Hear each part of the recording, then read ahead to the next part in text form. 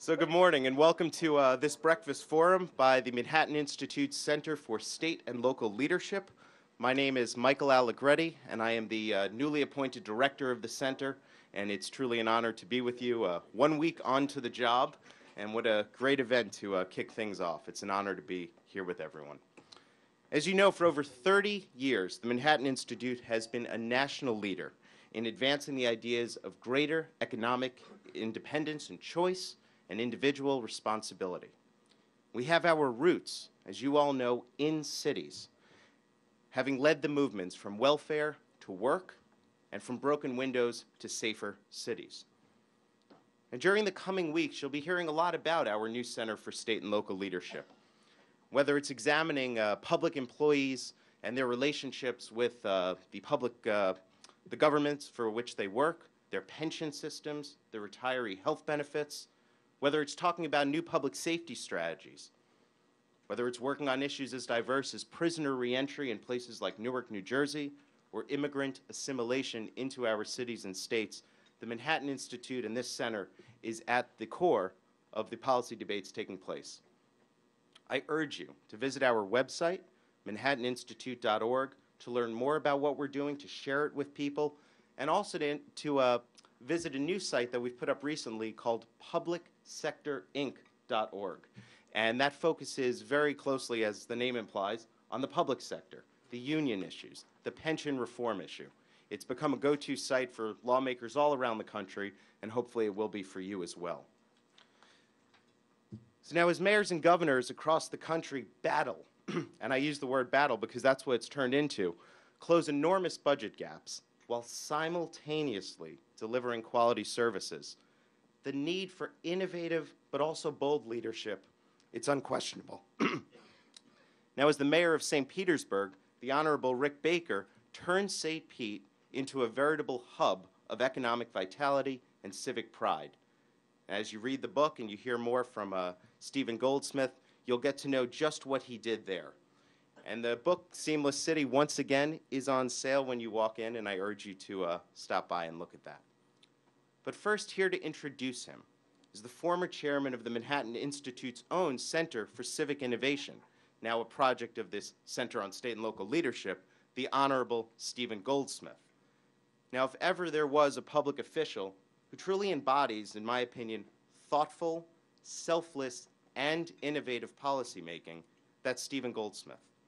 He is currently the deputy mayor for operations here in New York.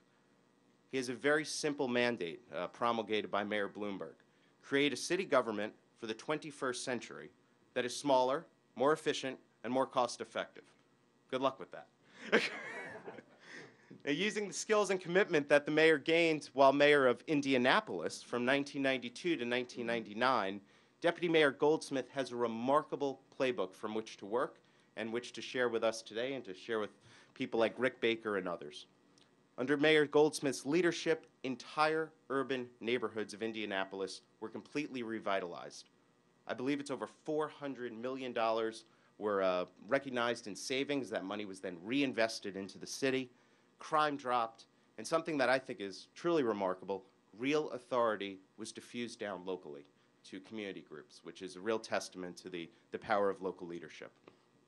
His record in Indianapolis led him to be appointed by former President Bush as Senior Domestic Policy Advisor and later Chair of the Corporation on National and Community Service. He kept that position into the Obama administration. It's a testament to the work that he did. But perhaps more than anything else, Stephen Goldsmith is a teacher. He believes that good leadership doesn't come just from the work of one, but from the work of many. As the director of the Innovations in American Government program at Harvard's Kennedy School of Government, Professor Goldsmith shared his roadmap for reinvigorating American cities with countless aspiring leaders. And I'll say I was one such student in his class. I believe it was in '05, and candidly, it was a great course. The former district attorney of Marion County for 11 years, an undergraduate of Wabash College, a graduate of the Law School of the University of Michigan, and the author of 4 books, 2 of which were published while at the Manhattan Institute, 21st Century City and Entrepreneurial City. He is a scholar. He's an inspiration to today's author, Rick Baker, who will share with you the relationship that they've obviously had. We are therefore honored to welcome Stephen Goldsmith to the stage. Please join me.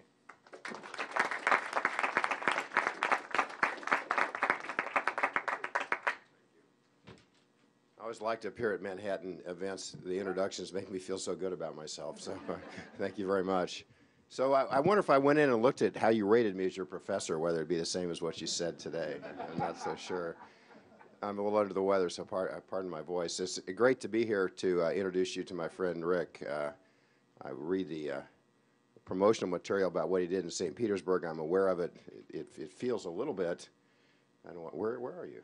It feels a little bit, I don't want to insult you, but it feels a little bit like I'm reading my own stuff. It's very exciting. I'm going, all right, Rick, way to go. So let me just say a couple quick things by way of introduction, because you're here today to see Rick. By the way, the path he's taking with this book is the path I took. My first book was a Regnery book that was promoted by Manhattan and 21st Century City, which you were kind enough to at least assert that you read at one point in time.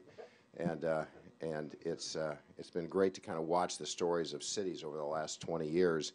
You know, I began as mayor in Indianapolis with kind of an explicit Manhattan agenda. I mean, literally, right? Which is that cities, instead of being kind of centers of pathology, could be great places that celebrated their diversity and their assets and could come back again. And this was a period of time, as you remember, where several of us coming into the early 90s took large cities, not as large as this one, but a series of problems and saw if we could apply some conservative principles to produce really good results.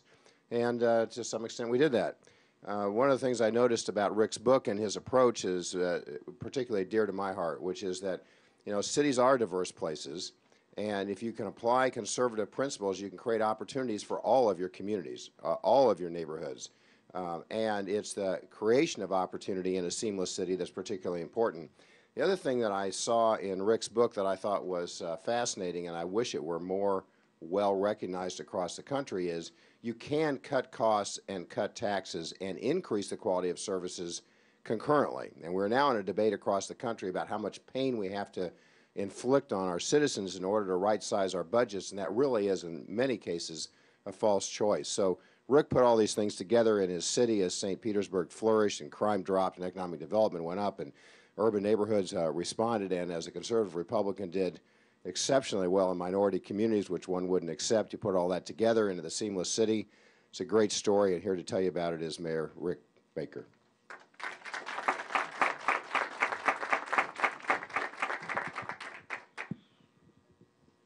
Thank you, Mayor.